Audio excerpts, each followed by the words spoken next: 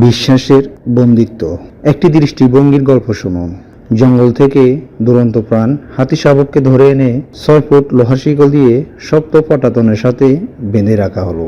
দেখা গেল প্রথম দিকে শিশু হাতি শিকল ছেড়ার জন্য মরিয়া হয়ে চেষ্টা চালিয়েছে, কিন্তু সহজাত কারণে এত ছোট শরীর দিয়ে হাতি শাবক জিঞ্জির ভাঙতে পারেনি।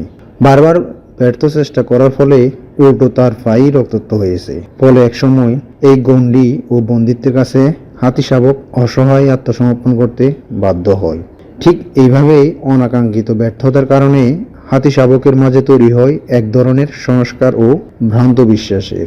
এক পর্যায়ে হাতি শাবকটির মাঝে ভ্রান্ত বিশ্বাস আস্থা করে অবস্থান তৈরি করে। সে বিশ্বাস করতে শুরু করে এই গণ্ডি, এই জিঞ্জির থেকে তার মুক্তি নেই। এটাই তার চলাচলের সীমারেখা, এটাই তার নিয়তির লিখন। এই ভ্রান্ত বিশ্বাসের ফলে দেখা গেছে হাতি শাবকটি বিশাল দেহী পূর্ণাঙ্গ হাতিতে পরিণত হওয়ার পরও শিকল দিয়ে তাকে ছাগল বাঁধার খুঁটির সাথে বেঁধে রাখলেও সেই 6 ফুট বৃত্তকেই তার পৃথিবী হিসেবে ধরে নেয়। যখনই শিকল টান পড়ে তখনই সে তার বৃত্তের আরও ভিতরে প্রবেশ করে।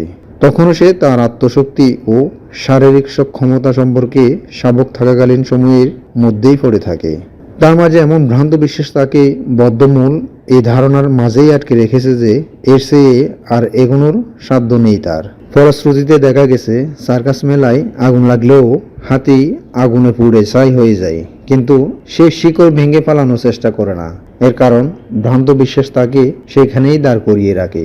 যখন তার দেহের শক্তি দিয়ে এক টানে খুঁটিসহ সবকিছু উপড়ে ফেলতে পারে, তখনও সে ভাবে এই 6 ফুট বৃত্তই তার নিয়তি। প্রকৃতপক্ষে মানুষের জীবনের অবস্থাটাও অনেকটা এরকম।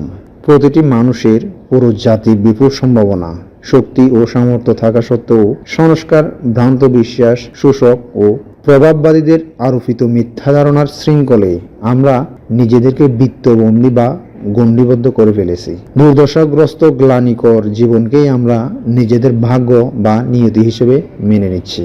এই কারণে সার্কাসের হাতির মতোই পুড়ে মরে গেলেও শিকল ভাঙার কোনো চেষ্টা করছে না। কিন্তু শুধুমাত্র একবার এই সংস্কার ও ভ্রান্ত বিশ্বাস ঝেড়ে ফেলে দিলে দেখব প্রত্যেকেই আমরা এক বিপুল শক্তির আধার। আমাদের প্রত্যেকের মাঝে সীমাবদ্ধতাকে অতিক্রম করার সব রকম শক্তির উৎস রয়েছে। সঠিক সময়ে সঠিকভাবে তা কাজে লাগাতে পারলেই সফলকাম হওয়া সম্ভব। আর এই ভ্রান্ত ধারণার শিকল ভেঙে মুক্ত বিশ্বাসে উপনীত হওয়াটাই হচ্ছে মানুষের জীবনের সার্থকতা। মনে রাখতে হবে, মুক্ত বিশ্বাস হচ্ছে সকল সাফল্য ও অর্জনের ভিত্তি। বিশ্বাসই রোগ নিরাময় করে, ব্যর্থতাকে সাফল্য আর অশান্তিকে প্রশান্তিতে রূপান্তরিত করে। আত্মবিশ্বাস মানুষের মেধাকে বিকশিত করে, যোগ্যতাকে কাজে লাগায়, দক্ষতা সৃষ্টি করে। মুক্ত বিশ্বাস থেকে শুরু হয় মানুষের মানবিকতার উত্থান পর্ব। তখনই সে বুঝতে পারে সে সৃষ্টির সেরা, আশরাফুল মাখলুকাত। বিশ্বাসীরাই নিজের অসীম শক্তি ও সম্ভাবনাকে বুঝতে পারে। লোভ, লালসা, ভয়ভীতি, কাপুরুষতা ও প্রবৃত্তির শৃঙ্খল যে অনন্য মানব সত্তাকে বন্দী করে রেখেছে, বিশ্বাসের কারণে তা থেকে নিজেকে মুক্ত করার শক্তি তার মধ্যে জন্ম নেয়।